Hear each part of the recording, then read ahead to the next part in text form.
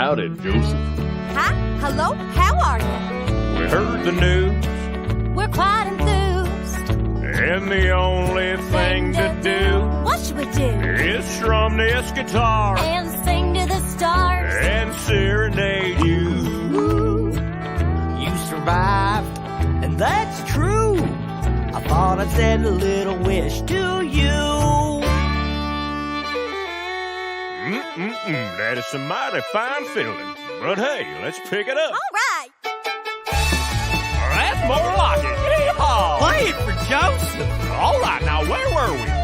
Okay, you're still standing, and that's pretty great. Joseph! You know what? You kicked his butt. It's time to celebrate. Joseph! Wurzel jingle jangle. It's time to do-si-do.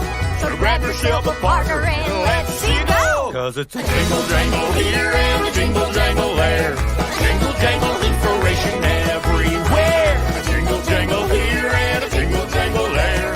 a jingle jangle inspiration everywhere. All right. That's how you celebrate.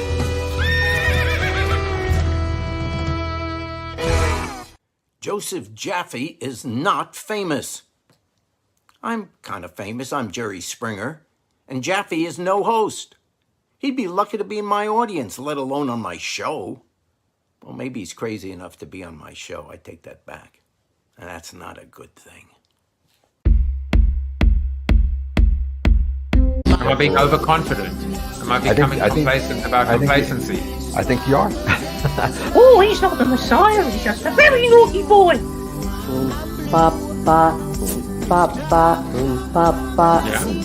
Yeah, I've got big ears. Brian doesn't want to see anyone else. Piss off! That's the one, because you literally complete me, and we complete each other. You've obviously encountered discrimination in your own life by virtue of being Australian. So Hey, Manuel Camp was a real pissant who was very rarely stable. I don't want to get too gushy, but I might just be saying you complete me, D. PNG now stands for Pritchard and Good.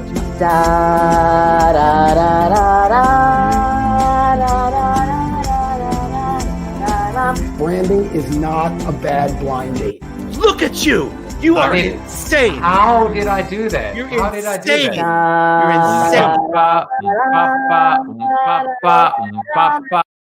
insane! You know, I like to demonstrate that as an ex-South African, I'm now becoming fully Americanized by showing my ignorance by playing Irish music when I have an Englishman on the show, because, you know, we're across the pond. So this is the closest that I have to music that would make Tim Hughes spit out his coffee or vodka, that I can see him right now in the green room digesting. But welcome to the show. We are somewhere in the future. This is part of a new pre-recorded approach. But of course, you're watching it now. As far as you're concerned, it's not pre-recorded. It's all too confusing. So I'm not going to fake it and say, well, welcome to Thursday, December 4th, mainly because I'm not sure December 4th is a Thursday. But more importantly, you know, this world we live in is so insane at the moment. We just don't know what tomorrow is going to bring. And I suppose the only thing that we can depend on at the end of the day is the power of relationship. So we're going to be talking about social selling today. We're going to talk about the power of relationship with Mr. Tim Hughes on the show. You might even see him in color. We can't guarantee that he will not be in black and white. But you know what? Hope springs eternal. Now, I am thrilled to tell you that I happened to launch a newsletter on LinkedIn. Didn't really realize I was doing it at the time. Figured I was just going to go ahead and share some highlights now, as I have been doing. By the way, I'm realizing Todd Kaplan, the CMO of Pepsi, was also in black and white. I guess all the great people in this world are in black and white because it shows that they're classics, I suppose. So I went and launched my newsletter about a week ago, and I was blown away. Just over 1,400 subscribers already. And if you want to join the subscription list, you can. I'll be sharing one review of an episode. So kind of a synopsis, 10 takeaways from an episode. And I'll also be sharing a soliloquy. So I'll pick a little soliloquy every week, Tuesdays and Thursdays. I'll be publishing. And it's a way now to just get a little bit more from the show, in addition to audio and video. And now there's text and articles, etc. Like I saw, and I know I've said this before, but I'll say it again, the late Benny Hill on his show, there was a skit. It said, Watership Down. You've read the book, you've seen the movie, you've bought the T-shirt. Now eat the pie. So we will not be eating any pie today, except expanding our piece of the pie. How about that? Now, every morning, which is great if you live across the pond, in the US, it's also great. Every Monday through Friday, 8 to 9 a.m. Eastern Standard Time in the Collective Cafe, we do a little bit of a virtual coffee. All you have to do is go into discord.gg/Alpha Collective, and you can actually come in and enjoy this time with us. We manifest, we no agenda on Fridays, we do work sessions. It really is just a support group of positivity, of optimism, of discussion on the world, etc.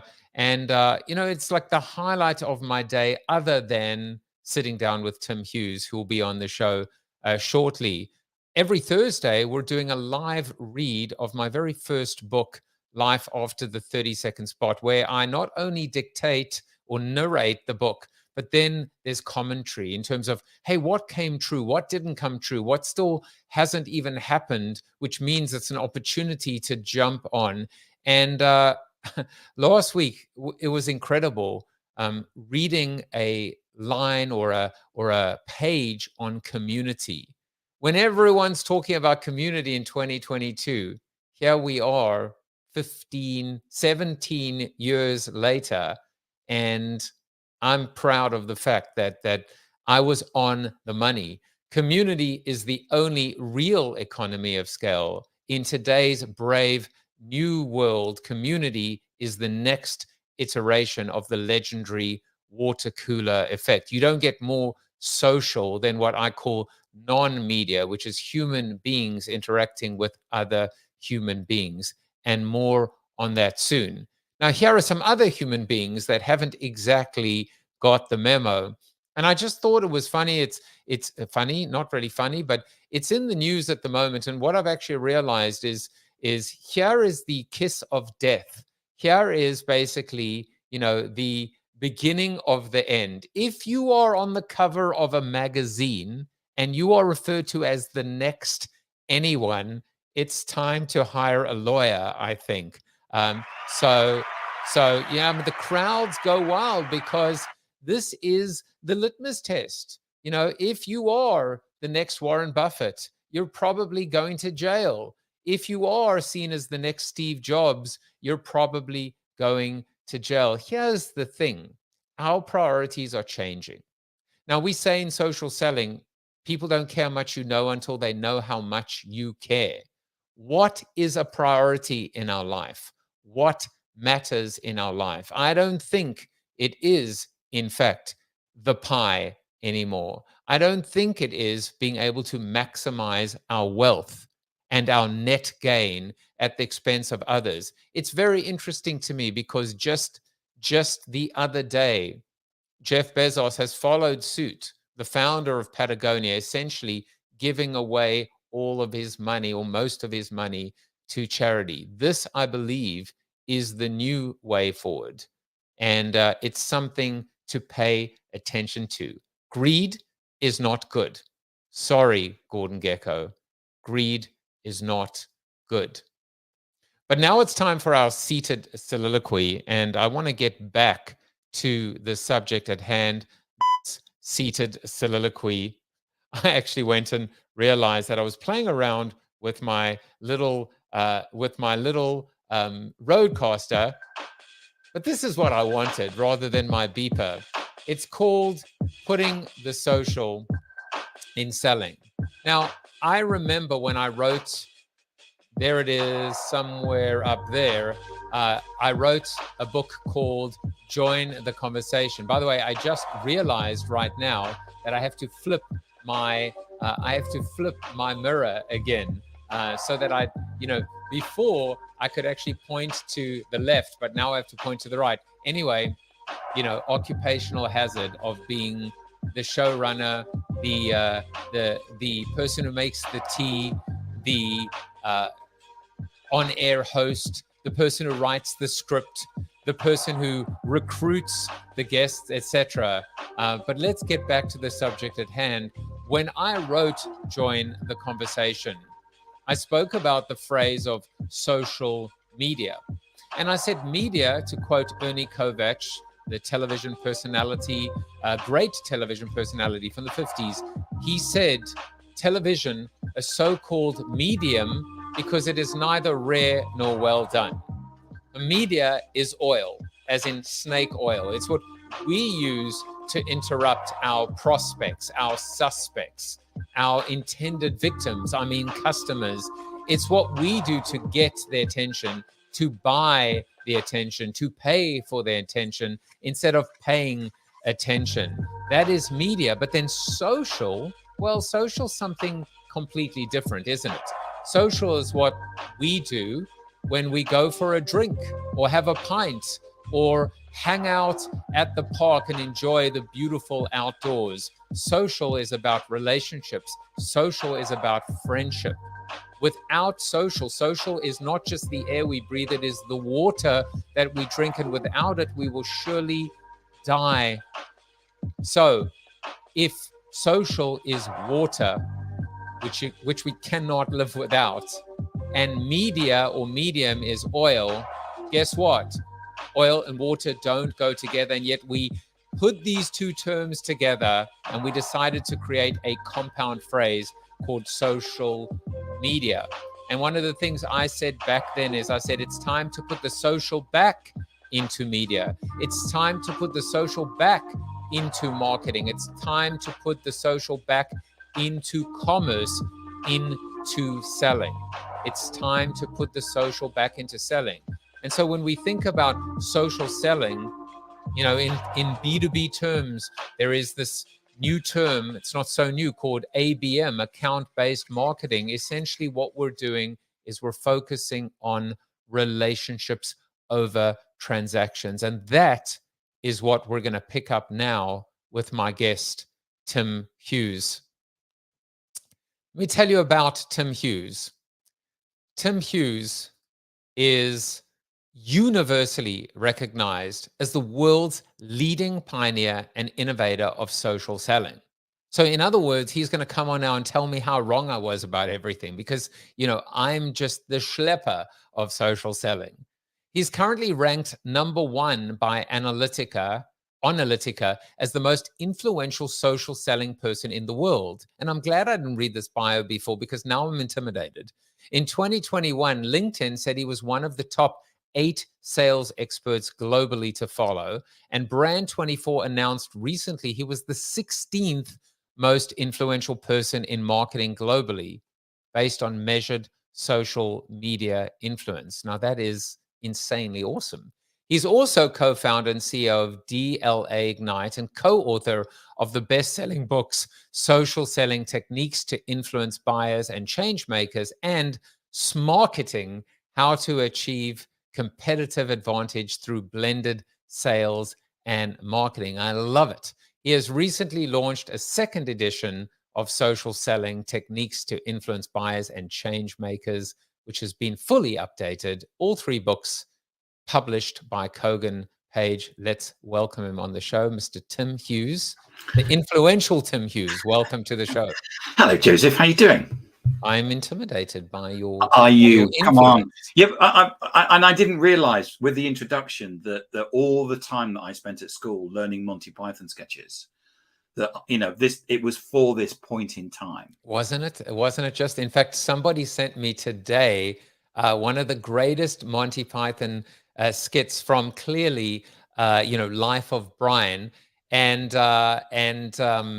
it's just a great one because it actually may as well be talking about the whole concept of the DAO, the decentralized autonomous organization. So this now becomes my go-to clip when trying to explain to people about this new Web3 craziness, etc. So, once again, Monty Python ahead of its time. And Benny Hill, how about that? Yes, Benny Hill, yeah. What I realized actually, and I've said this many times to people when we've discussed it, is there are about 98.3% of all jokes on Benny Hill would now be considered to be completely politically incorrect and I unacceptable. don't think you can play it. It's strangely enough, it was made by a company called Thames Television, which is actually 20 minutes. Well, it's now Block of Flats, but it's about Block of Flats. It's now Block of Flats. Yeah, it's about 20 minutes from where I live in West London. That's funny. So, talking about, so how's Thames doing today? Well, it's a river and it's a block of flats. Yes. So, that is progress. It's survival of the fittest, or, the tallest building. So, everyone knows how influential you are, Tim Hughes, but really what they want to understand is who is the real Tim Hughes. So we have a little segment here we call Fun Facts. They may not be fun for you, depending on what we've been able to dig out from your interesting past. But one thing we did find out is that you're a little bit of a traveler. So travel is a passion of yours, and you've traveled extensively in the Far East, in America and South America. Have you been, in fact, to Machu Picchu? I have been to Machu Picchu, yes. And did you return from Machu Picchu with one of those, my uncle or my spouse went to Machu Picchu and all they brought me was this lousy T-shirt? Do they sell I probably those? got a nice sweater like that or something like that. There's a lot of alpaca wool out there. It's a great place to go. You've done a lot of travel, obviously. Which country has maybe surprised you? Which has been the most memorable country you've been to? I've traveled to 50 countries just for speaking. I'm one of the few people that can say, certainly from an American standpoint, that I've been to Venezuela and I was allowed to leave Venezuela. So what are some of the most unusual countries you've traveled to?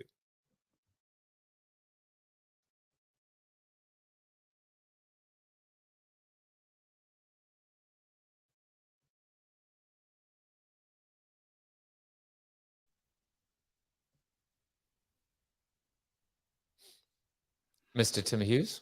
Yes. I think you may have frozen there for a second, or maybe I froze. I don't know. In terms of travel, the best place I've ever been to is Angkor Wat in Cambodia, which is an amazing place.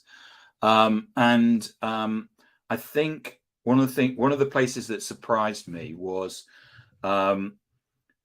really going on that tour of the Far East and looking at places like Vietnam and Cambodia, and seeing the different places, the culture that people have, the way that they live very differently. And in many cases, while they live very differently, they're also very much the same. Human beings have the same traits. We're social people, as you were talking earlier on. We like to form clubs and communities and get together. It's interesting how, while things, is different in Vietnam, they're also very, very, very much the same. Bhutan was an amazing place. I don't know if you know, but it's a kingdom, and the king likes to measure the country not on the amount of money it creates, but how happy the people are. So that it's gross national happiness. And I believe it is the happiest place in the world, isn't it? The people there seem to be quite happy. The king, modern seem to be happy. Modern guy.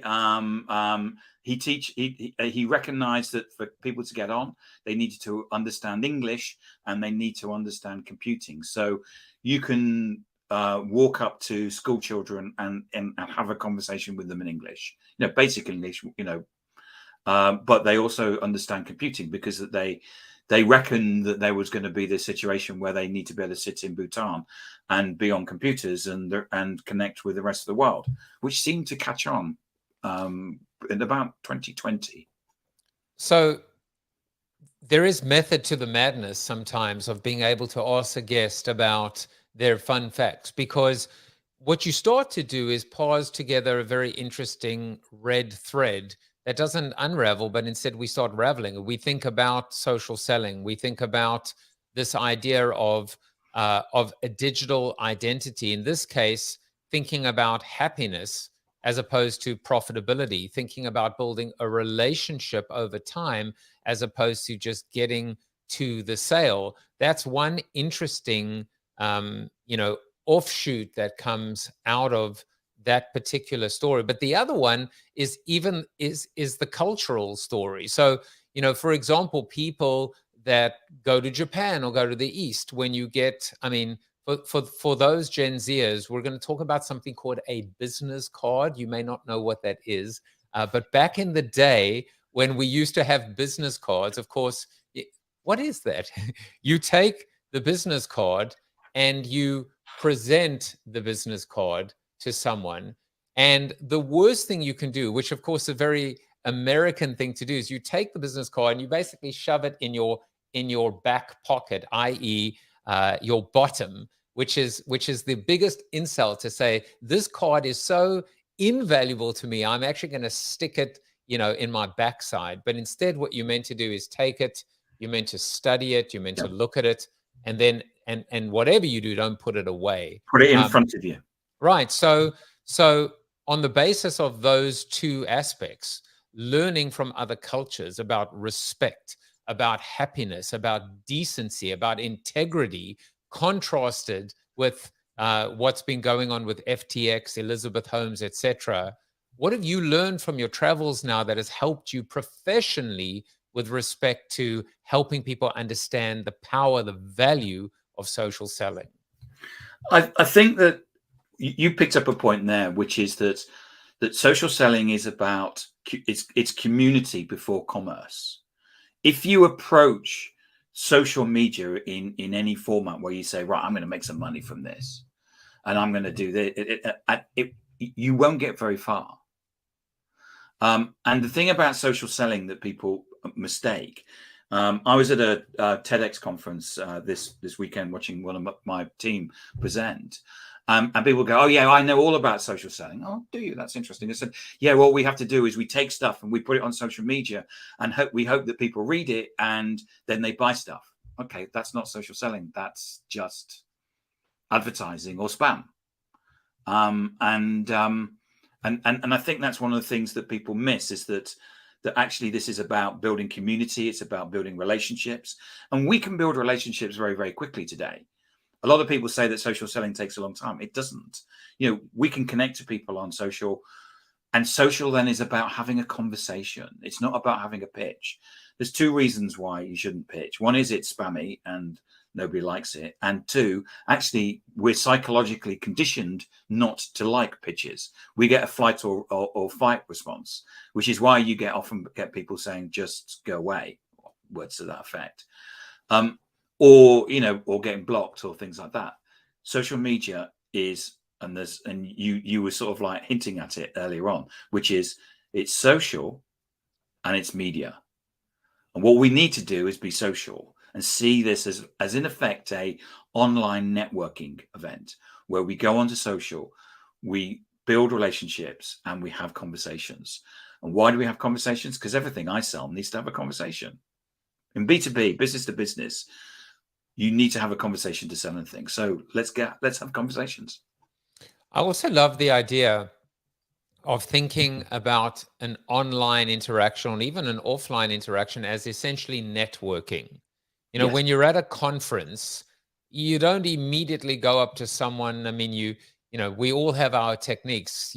What's a nice guy like you doing in a place like this at a conference? No, we have the ability to kind of make a comment about a cocktail or compliment someone, etc. But ultimately, we're just trying to begin a conversation. But we don't go straight in for the kill. We don't go for the jugular. That's insane. we're going to build some kind of a rapport first. And I think maybe you could at least buy me a drink. Yeah. I mean, well, it's a cash bar, so I was hoping you were going to buy me a drink, but no, it's a free bar. But the idea, of course, behind this is the fact that it's so easy to have a trigger finger when you are online. It's so easy just to cut paste on LinkedIn. It is so easy just to send a quick email, as opposed to a much softer, more longer term approach. And I think maybe that's the message for people, is to realize just because you can doesn't mean you should. Yes. And I think that you have to think about sales yourself in terms of how people sell to you. None of us like being interrupted. If you take cold calling, email marketing, advertising, it's all about interruption. And that's in the past. Nobody wants to be interrupted and be pitched to. And now everybody knows that there's mechanisms that you don't need to do those things. So in fact, what happens is that when people see those things, they actually say, actually, this salesperson, I don't want to deal with them because they're old-fashioned. I just don't want to deal with that. We have a social selling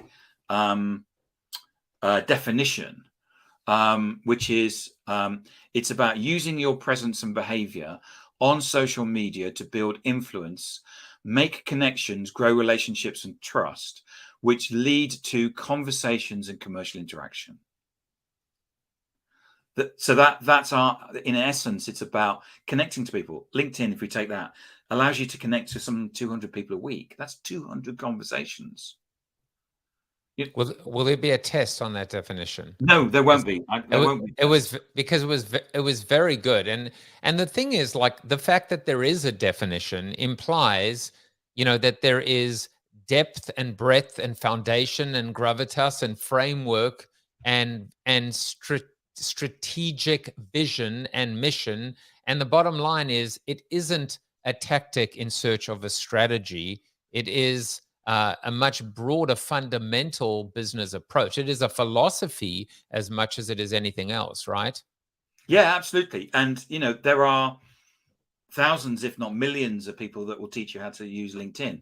It's kind of interesting, but this is actually, today, it's about understanding social, because your clients may not be on LinkedIn. And what you need to be able to do is what we call is walk digital corridors and have digital conversations. So you need to be able to go where your prospects are. So it maybe they're on TikTok. I don't know. They might be on Twitter. But you need to understand what it means to be social, because once you actually understand what it's to be social, it doesn't matter what platform it is. And you need to be able to have those conversations rather than just walking into things. As you said, no one walks into a networking event and say, "Hi, I'm Tim Hughes, and there's 10% off if you want to buy my floor tiles or something." You walk up there and go, "Hey, Joe, is this the way have you traveled far?" And you ask questions about the person, and you're interested in that person because you have an inbuilt curiosity. I love it. I have so many questions that have just come out of that conversation.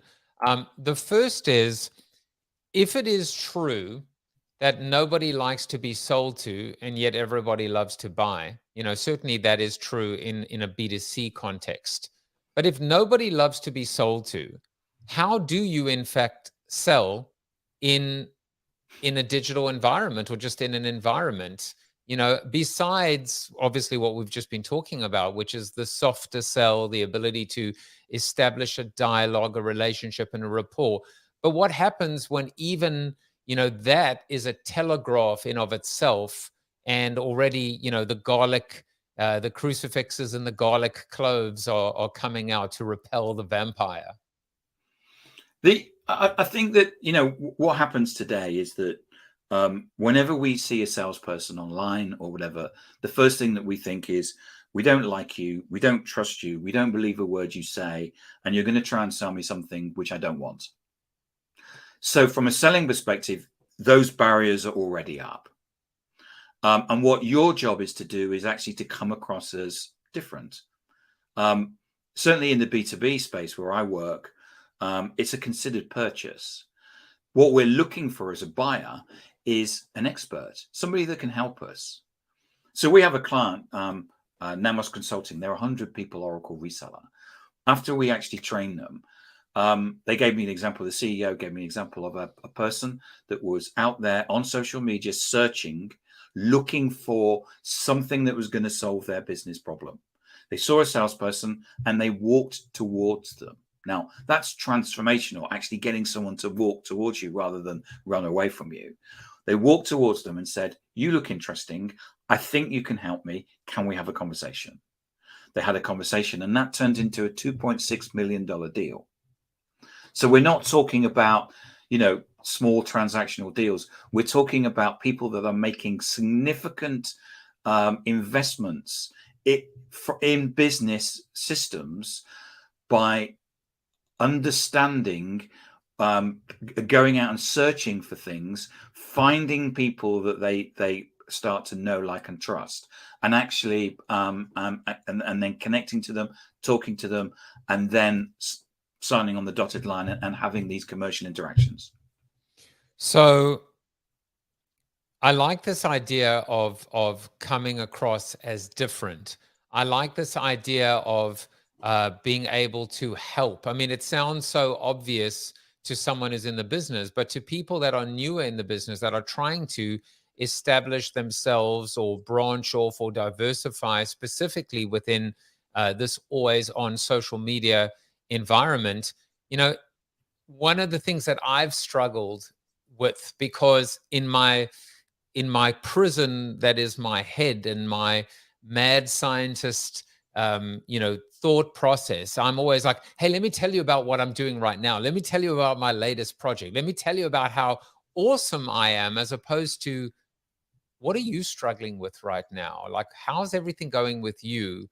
And then being able to say, how can I help? And it seems so obvious, but yet, as I was saying this morning in the Collective Cafe, common sense is not that common, is it? Not that common, no. The thing, I think, Joseph, is one of the things that we often see, and there's a lot of books out there that talk about sales being, you go up to somebody and you're going to keep pushing a message. And there's a lot of experts out there that will say that's what you need to do, whereas simple psychology says that you shouldn't do it. If we're having conversations, then what you'll find is that if I talk, if I show an interest in you, if I flatter you, if someone comes to me and says, "Tim, I saw you on the Joseph Jaffe podcast. Really loved what you were talking about. May I connect?" What am I going to do? I'm going to connect to the person. Now, if you come to me and say, "Hey, I've got a new AI piece of software," I get people coming to me all the time saying, "Hey, I'm an accountant and I help small businesses." I already have an accountant. What makes you different? Well, I don't know. Well, I should go away and think about it, because what makes you different is being interested in the person, having a curiosity, finding that I like traveling, and going away and finding that out. There's lots of things that you can do to actually have conversations online. Be inspirational, offer encouragement. If someone posts something that they've just won an award, say, "Hey, congratulations on winning the award." You don't then have to put, "And hey, you buy my stuff." The person will notice you, the fact that you said congratulations and you've encouraged them on the award. It's about making sure that you're sparking those conversations. I was on a call with the CEO just the other week where he said to me, "I don't believe this social selling works." I said, "So how do you think we got on this call?" And he went, "Oh, yeah." Because what we've done is that we had a conversation offline. I connected to the person. We had a conversation. And then I said, "Why don't we jump on a call?" And he said, "Yeah, okay." So I then said, "Hey, Joseph, so what'd you do?" And Joseph tells me what you do. And then I love it. And then there's a cognitive bias called reciprocity, which what we do is, if I say, "Joseph, what do?" You turn to me and say, "So Tim, what do you do?" Well, actually, what we do is we help people social sell. Right, okay. So people. people will give you the opportunity to talk about your stuff, but it's about having that conversation. I mean, reciprocity as well is also about generosity. It's also about give and take. It's also about balance. But as a selling tool, I really love the nuance of saying, if you actually want to tell someone something, and I'm not trying to be Machiavellian about it, No. but turn it over to them, and then hopefully they're going to return the favor. What does AI Acme company do? Yeah. And then chances are they may come back to you. By the way, Bez says, he says, conversations need to take place to develop a level of trust, especially in the B2B space. And Thanks, I think, man. yeah, and I think it's almost like maybe one way to think about it is with B2B, especially in B2B, you almost need these. I mean, not almost, you need these conversations even more so, especially when you're talking about massive higher ticket items. It's not like you really don't need to have a conversation with the, packaging or merchandising manager of Tide. You just need to buy the Tide or the Colgate or the Crest. Yeah, so in business to consumer, generally you don't know the name of the salesperson. In business to business, generally you do. Or the only other thing is in business consumer where it's a considered purchase. For example, BMW is a client of ours, and that if you're going to spend $50,000 on a car, you would have gone out and investigated it. And in fact, BMW reckon now that if somebody goes to the showroom to actually buy the car, they will the buyer will know more than the BMW salesperson, because it's impossible to know everything about the X5 and the 7 Series and the 4 Series and the Mini and everything that they do. So they don't necessarily train the salespeople on the product anymore. They actually train the salespeople on helping the person get the best deal that suits them, whether it's finance or whatever. And I think that's quite a big change in the way that, or a company recognizing the way that sales has changed. Because if you're going to spend $50,000 on an SUV, you would have gone into the chat rooms, you would have gone into the forums, you would have gone online, you would have done all of your search. And it's the same for anything of a considered purchase, especially in the B2B space. It totally makes sense. And so, for example, and we have all this information at our fingertips, right? This is, going back to the psychic. Exactly, right? The psychic that somehow knows so much about you. No, they just went to your Facebook profile. So, of course, the mobile phone and the ability just to Google someone. I mean, you don't even have to go and start to unpack their LinkedIn profile. You can just, as I said earlier, don't pay for attention, pay attention. Yes. And let's not forget that we've got so much information that if you say to me, I work for the AI Acme company and we're the best in the world, you can actually go online and say, well, actually, you're not. Because I've done a search and I can see that there's these other 5 companies. And actually the AI ABC company is actually better. And this is the power that we have as buyers. We're empowered. If you're approaching people with cold calls or email or adverts, you're probably driving people to the competition because you're probably not the cheapest. And I can go online and go, oh, that's a good idea. Never thought about that. And then go online and search and go, oh, that's interesting, but I'm actually going to buy it from somewhere else. I actually have a very interesting build on that, Tim, which is I actually think that what we're doing is we're actually empowering the salespeople. And what I mean by that is we're actually giving them back peace of mind because they don't need to be the greasy snake oil salesman. They don't need to pretend they know. We're empowering them just to be better human beings and better servants, right? Servant selling, servant leadership. And I think that's got to actually take the pressure off when someone comes in and they've clearly done all their research. Your life is much easier now because now all you have to do is Tai Chi them to the person in finance. Absolutely. So we see, out there's still a lot of these red meat sales gurus who talk about, you've got to close and all this. You don't need to do that anymore. If somebody, we get a lot of inbound. Maybe it's who we are, but we get a lot of inbound, and it's people that we're actually closing business with no competition, because the selling process or the buying process has already taken place online. They've already gone out, they've already come up with a short list of 3, they've evaluated those people online, and they've said, right, we're going to go with DLA Ignite. They contact you, and in effect they're saying, what we want to do is buy. It's not quite as simple as that, but all you're doing really, rather than closing, is empowering them to buy. That maybe they've not bought before, so it's a case of understanding their buying process and stuff like that. But this thing about always be closing, it's a mechanism of 20, 30, 40 years ago. It's not the way it works anymore, because people have access to so much information. Well, here at Joseph Jaffe's Not Famous global headquarters and studios, we're always one step ahead of our guests, which is why the actual quote of the day is, before LinkedIn and other social networks, in the sales world, ABC stood for always be closing. Now it means always be connecting. And this was said by, you probably know Joel Rowley or Rowley. So there you go. Always be connecting. Or I'm sure you have your own version of ABC. Always be. I don't actually. Always be conversing. Always be communitying. How about that? Always be communitying.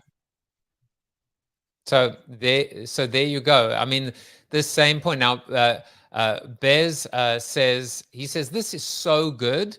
Agree that the consumer walks in knowing more than you. We have so much research available to us. And then he adds, maybe not so much closing, however, you should be skilled at a high level of influencing, educate, and guide the client to a decision. I think that's great. I think that's great advice there. Yeah. Now, one thing I noticed, and I was kind of intrigued by it, when you even look and look, let's do a little bit of first of all, if you want to connect with Tim Hughes, Yes. I am going to Tim, as he's now called, Tim 10% off Hughes, the CEO and co-founder of DLA Ignite and Floor Tile Salesman. Yeah.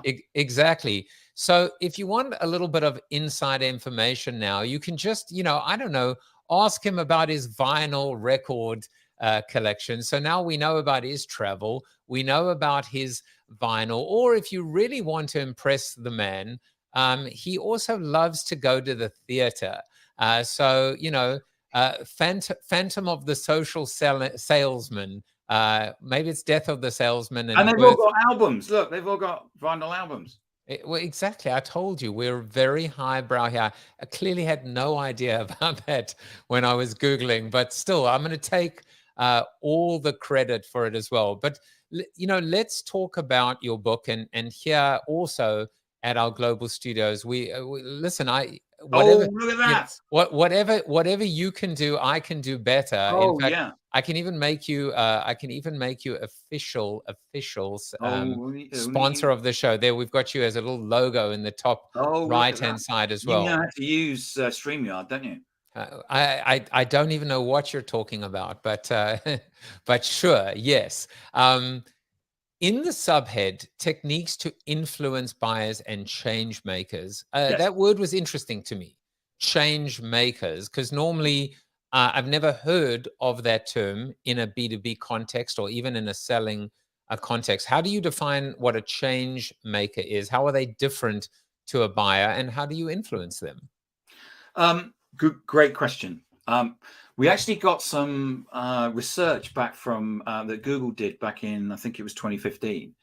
And they said that there was a new type of buyer within an organization. So if you think about and look at classic sales methodologies, there's the buyer in terms of who signs the check, and there'll probably be some terms of internal salesperson. But there's also this person, which is a change maker, which is somebody that will invite you in because they understand that the organization needs to change. They may not have authority, but they probably have influence. Now, the thing about the change maker is that it's different from the internal salesperson. The internal salesperson wants to buy in it, that their personal win is to buy what you're selling. So, for example, I used to work for a very large US corporation, and a lot of people bought from me because they wanted that US software corporation on their CV. Whereas the change maker understands the need for change, but doesn't actually matter to them what solution it is. What they want is to get the promotion, the VP ship or whatever, or to stay in the organization to make sure that it moves forward. And so quite often what you'll find is that when you go and have a meeting with a change maker, they will tear you apart. And the reason for that is that what they're looking for is they're not actually being negative. It's actually they're trying to test and challenge you to see whether you are the organization that they're going to bet their career on. And if you think about it, if you're going to say, right, I want the best lava lamp in the world, but this is going to change. This is going to change Joseph Jeffries' Not Famous podcast by having this lava lamp. You're going to, when you go out and buy the lava lamp, you're going to make sure that it's going to be the best one that's going to impact your program. And that's what a change maker is. And we're seeing them more and more in organizations because of the fact that more organizations are falling behind because they don't understand digital. And I just maked my image, so now I can point properly to it, and I don't have to do opposite day. I have to tell you, Tim, that was fascinating to me, and beyond. And I'm pretty sure anyone watching this that hasn't thought of that, because, well, I have a slight build on that, but first of all, the interpretation of someone who's pushing back and challenging you, it's actually a fantastic thing, because now they're testing you, and that insight in terms of promotion. Even when I look at Alpha Collective now, the way that I've started to phrase it is this idea of the way I've been positioning it is, this is like an insurance policy to avoid you FOMOing in too early. In other words, you make the wrong decision by getting in too early and you get fired and lambasted by, I don't know, podcast hosts. I don't know who would do that, or missing the boat again. And so in other words, if you act too fast or you act too slow, it can be disastrous. It's the Goldilocks approach. But what it came from was this idea of being able to recognize that it's not a very deep psychological motivation here, which is, I would love to be promoted and I would also like not to be fired. Yes. And so I love that. And here's the other insight I took away from it, which is the change maker often doesn't have the budget.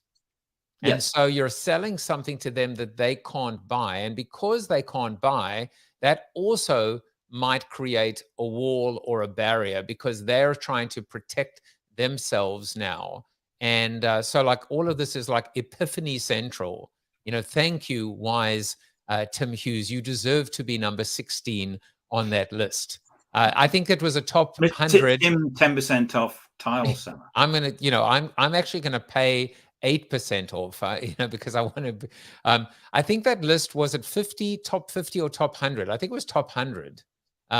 Which is that? That list that you were 16th most. 16. It's in the world. It's a measurement of Brand 24 of their measurement of influence on social media. So it's not a list of mates or a list of people who are an affiliate marketers, which is quite often what you get. It's actual influence. I was, and it was the top 100. I was actually voted, believe it or not, 101. I just missed that list. And all my votes came from my mates. So that was a double whammy as well. This, as I said, was absolutely, fascinating to me. Now, the other thing that you focus on is this idea of how a business can become digital dominant. Yes. And so I would love for you to spend a little bit of time. And of course, if it's a Venn diagram, the idea of the change maker, digital dominant business, something else that you say, which I find fascinating, is that business needs to have a digital commercial influencer in their market or vertical, both as its workforce and as a business. So this idea of actually just keeping it real, building a relationship, playing the long game, it's more than that. This is about influence. This is about, being able to really recognize that one of the things that we've coveted in social media is this concept of influence. So how do we go about doing that? It's a really great question. So let me take a step back and just say, so there's three things that you need to do following this. The first is that you need a buyer-centric profile on your social media. The reason why is what I said earlier on, is that most people don't like you, don't trust you, won't speak to you. Most people's LinkedIn profiles are CVs, means you're looking for a job. What you need to do is actually build a shop window where people go, that person looks interesting, I hope they can help. I think they can help me. And that's being buyer-centric. It's about the buyer. Also, it's about yourself. What we're looking for is somebody, as we talked about with the Changemaker, that we can say, I think that person will support me in the project. If I go to the board and take that solution, the board is going to recognize that person as being a senior person, and as well as being a salesperson. The second thing that you need is a network. And this is about building a digital territory across the places that you want to influence, the customers, the prospects. There may be people, KPMG, or influencing your clients, or whoever it is. You connect to them and you don't pitch, you do what we talked about earlier on about having conversations. The third thing that you need is to have content. This is not about brochures. We don't come to social media to read brochures. What we do is that we come to social media to have conversations, to look for insights. So leave the brochures on the web page. If you can create content, the better it is, because it becomes more authentic. Now, if you scale that across you do that to one person, salesperson, scale that across the whole of your sales team. What you're doing then is that you're starting to move towards this thing which we call digital dominance. We have clients that have completely taken the oxygen away from all of their competitors online, because the competitors online aren't doing this. Now, think about scaling this right across the organization: human resources, procurement, customer service. What you're doing is that, again, you're pushing people out. So, for example, all we're doing here is we're talking about sales, but empowering human resources people will give you the ability to become the employer of choice. We have a client in Cambridge who they don't use recruitment consultants or place job ads anymore, because they don't need to, because they're on social, they're creating their own content, and people are going, do you know, that looks like a really great place to work. They've got a fantastic ESG policy. I love their diversity. I love their support for trans, or whatever it is. And because they're creating authentic content written by themselves, they're believable and saying, that's where I want to work. And this is where you just scale this out across social. And this is how you become digitally dominant. Now, what we're seeing right now is this movement from the physical world, where we're sitting, we're walking the dog, we're feeding the cat. And then what we have is this digital world. This is where we go, I'm now online, or I'm on LinkedIn, or whatever. That's the digital world.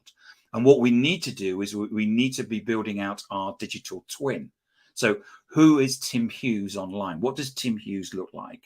What does Tim Hughes sound like? Is Tim Hughes trustworthy? If we are all those things in the physical world, we need to be all of those things in the digital world as well. And we need to do that not just for our people, but for our company. And this is where another opportunity lies for businesses today. If you think about the world of digital, is a bit like the way that America was, where you had the East Coast had people, the Pilgrim Fathers, and started being populated. And then what happened was that people started moving out west. What we have is this ability for organizations now to start building their presence on digital. I'm not talking about the metaverse. I'm talking about being on LinkedIn. And this is where they can decide and be the leading technical and commercial digital influencer in their market or vertical. They will be defining that marketplace. They are anchoring that position in the world. Now, whether that's a big company or a small company, either way, they will define the marketplace, and it's the other people that will have to basically dance to their song. What you're doing is doing what the prospectors did, which is basically map out a piece of land and say, this is mine, this is my flagpole, this is who we are. We are the number one payroll supplier in the world. This is what this means. This is what, and we're already doing this with organizations. OGV Energy in Aberdeen, for example, which was a subscription magazine. And now what they're doing is it's actually running a magazine-based program online, getting people in from the different industries.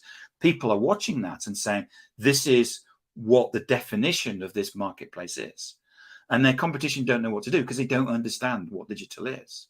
And this is the change that's taking place. You know, this is the fourth industrial revolution, the move towards digital. And social media is that conduit from the physical world into the digital world. And this is the opportunity that people have. Social selling is a start, but it's also about building that strategy piece and understanding that, understanding and having a methodology. It's not about learning about LinkedIn. It's about making sure that you've got that structure and that methodology. Long answer, I know, Joseph, but I thought I'd rattle that off. A wonderful, wonderful answer, and I've just two ads as we unfortunately come to a close, because in the UK right now, I think again I'll show my ignorant American South Africanism, which is what it must be 4 a.m. I'm just kidding. I know it's 5 hours ahead. But the first thing is I do want to just plus one this idea of being the same person you are offline as you are online, meaning to say that instead of creating something stiff and staid and sterile, right, your three sts, on LinkedIn, your personality should come through, your traits that would help somebody to identify with you and want to do business and see, the digital twin themselves in you. I was thinking from a B2B standpoint, there can be nothing better than having a podcast or having, I don't know, a video show where what you see is what you get. It allows, if your voice is, I call it the portal to your soul, then ultimately what a great way for people to demonstrate subject matter expertise. So that was the Absolutely. one point I wanted to make. The second point, and I'll just have you comment on this, is there is no question that being able to demonstrate the power of talent in a social and digital environment is a competitive advantage. But what happens when people become too big for their own boots, when the personal brand takes over and now everyone starts to get neurotic and paranoid in HQ in terms of now being able to kind of want to control and hold back? Obviously, I'm asking that in a very biased leading way, because what I'm really trying to ask is, how do companies get over themselves to allow their people to actually grow and be that face for the corporation outside? I think there's a number of things in there we need to unpack. First and foremost is the people are scared about it. And that's what you need to do with social media, is you need to train people and you need to train them properly. This is not about an hour webcast. This is about training people in a methodology, just as much as you train people around health and safety and diversity and inclusion.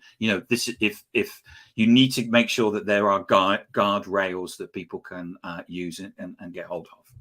One of the things that corporations are desperately trying to grapple with right now is the fact that actually the brand is no longer king. That because of social media, the relationship I have with you, Joseph, is with you. If you move to a different organization, my relationship moves with Joseph. It's always done that. We've had little black books or things like that, but now it's more accentuated because of the fact that I may completely forget who the company was. And the people that are going to win over the next 10 years are the corporations that are going to work this out, which is that they need to empower their employees. And actually, if their employees become stars, actually that's going to attract more leads. It's going to attract more revenue. It's going to attract your future employees. It's going to attract your future investors.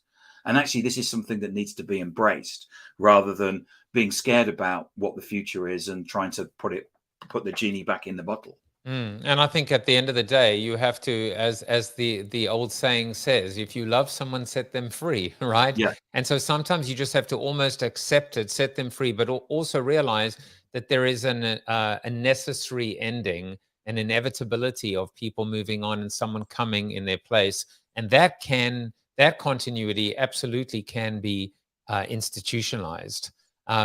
Tim Hughes, I could talk to you for hours, and maybe you'll come back and we'll continue talking. I'd love to, Chris. It's been great fun. And you know what? I don't even need 10% off next time. I'll take 5% off. Or in fact, I'll even pay rate card for you. The book is called Social Selling, and if you didn't want to buy it now, before, you certainly want to now. Techniques to Influence Buyers and Changemakers, 2nd edition. No doubt there will be many more editions to come.